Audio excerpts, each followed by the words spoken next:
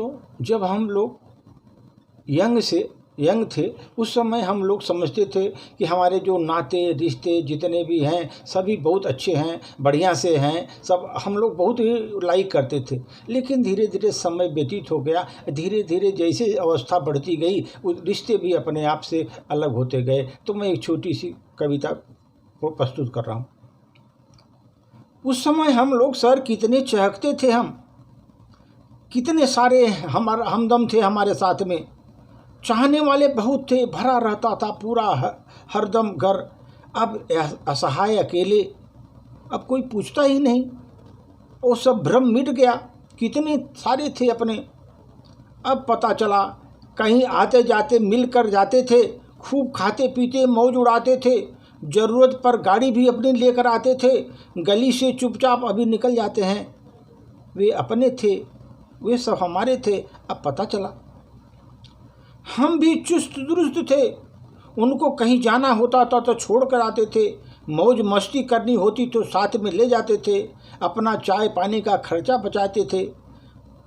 अब डॉक्टर के पास जाना था, किसके पास जाएं, कोई नज़र नहीं आता। कितने सगे थे वो हमारे, अब पता चला। घर पर एक जश्न का माहौल रहता था उस समय, इतने संगे साथी थे फिर भी हम घबराते हैं।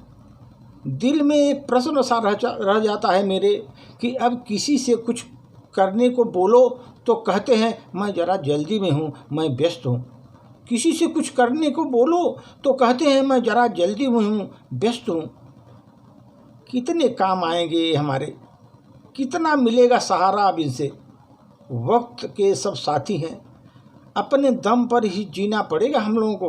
अब पता चला साथियों, अब अपने दम पर ही जीना पड़ेगा, आपको अपने को मोटिवेट करके रहना पड़ेगा। अभी आप किसी के भरोसे रहेंगे तो धीरे धीरे आपकी ये व्यवस्था बढ़ती जाएगी और आप आगे नहीं बढ़ पाएंगे। इसलिए ये साथी, अब एक वक्त आ गया है कि अपने दम पर जियो और अपने दम पर ही अपने मस्तिष्क को इतना अच्छे ढंग से सोच लो कि कोई हेल्प करे न करे, अपने को खुद करना है। ये ध्यान रखो, ये जीवन की सच्चाई सबके साथ होती है सर।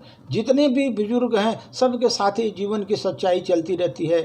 और इसमें हम लोगों को यही सीख मिल रही है कि आदमी को किस तरह जीवन व्यतीत करना चाहिए, किस तरह से अपनत्व का भाव पहले जो था अभी कितना है, उसमें वो प्रस्तुत होता है कि भाई अभी अवस्था ढलने के बाद में तो मुश्किल होती है हर चीज़ को संभालना। धन्यवाद।